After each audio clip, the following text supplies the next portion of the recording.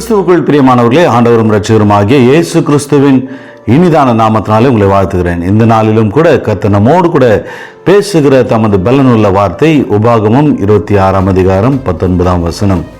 புகழ்ச்சியிலும் கீர்த்தியிலும் மகிமையிலும் உன்னை சிறந்திருக்கும்படி செய்வேன். ஆமென், அல்லேலூயா. கர்த்தர் இந்த நாளிலும் இந்த வார்த்தையின் வழியாய் நம்மோடு கூட இடைப்படுகிற தேவனாய், நம்மை பலப்படுத்துகிற தேவனாக இருக்கிறார். நாம் கர்த்தருடைய வார்த்தைக்கு செவி கொடுத்து கர்த்தருடைய வார்த்தைக்கு கீழ்ப்படிந்து அவர் சித்தத்தின்படி நாம் காரியங்களை செய்யும் போது கர்த்தர் நம்மை கீர்த்தியிலும் புகழ்ச்சியிலும் மகிமையிலும் சிறந்திருக்கும்படி செய்ய வல்லவராக இருக்கிறார். அவர் சித்தத்தின்படி நாம் காரியங்களை செய்ய வேண்டும். நம்முடைய வாழ்க்கையில் தரிசனம் இருக்கலாம், நம்முடைய வாழ்க்கையில் பல காரியங்களை எண்ணிக்கொண்டிருக்கலாம், பல காரியங்களை திட்டமிட்டு கொண்டிருக்கலாம், பல காரியங்களை யோசித்து கொண்டிருக்கலாம். ஆனால் அதில் நாம் புகழ்ச்சி பெற வேண்டும் என்று சொன்னால், அதில் நாம் புகழ்ச்சியாக இருக்க வேண்டும் என்று சொன்னால், அதில் கீர்த்தியாக இருக்க வேண்டும் என்று சொன்னால், அதில் மகிமைப்பட வேண்டும் என்று சொன்னால், உயர்ந்திருக்க வேண்டும் என்று சொன்னால் கர்த்தருடைய சித்தத்தின்படி நாம் செய்ய வேண்டும். அதை கர்த்தர் எதிர்பார்க்கிறார். அவர் சித்தத்தின்படி நாம் செய்யும்போது நேர்த்தியாய் கர்த்தர் நம்மை உயர்த்துவார்.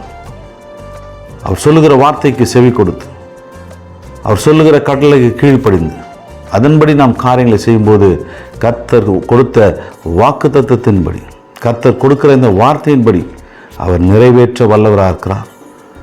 அவர் வார்த்தைக்கு செவி கொடுக்கும்போது அவர் நம்மை தமது ஜனங்களாய், தமது பிள்ளைகளாய் பார்க்கிறவர். ஒருபோதும் கைவிட மாட்டார்.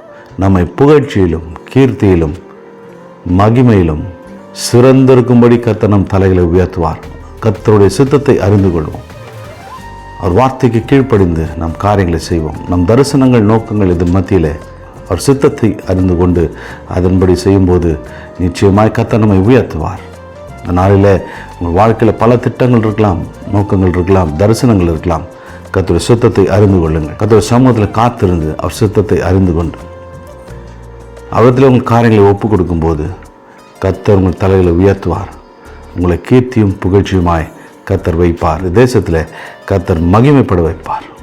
பெரிய காரியங்களை கர்த்தர் செய்வார். எங்கள் அன்பின் பரலோக பிதாவே, இயேசு கிறிஸ்துவின் நாமத்தினாலும் சமூகத்தில் வருகிறோம்.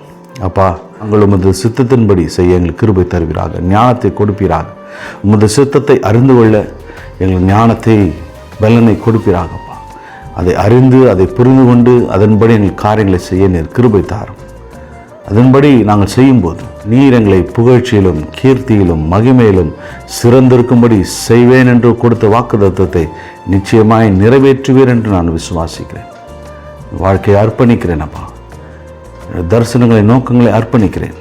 உமது சித்தத்தை எனக்கு வெளிப்படுத்துவீராக. அதை புரிந்து கொள்கிற ஞானத்தை கொடுப்பீராக. இந்த நாளும் கரத்தில் கொடுக்கிறேன். ஆசீர்வதியும். இந்த நாளின் திட்டங்கள், நோக்கங்களும் கரத்தில் கொடுக்கிறேன். என்னை உயர்த்தி நீர் ஆசீர்வதிப்பீராக. காத்துக்கொள்ளும் வழிநடத்தும் இயேசுவின் வல்ல நாமத்தில் பிதாவே, ஆமென், அல்லேலூயா.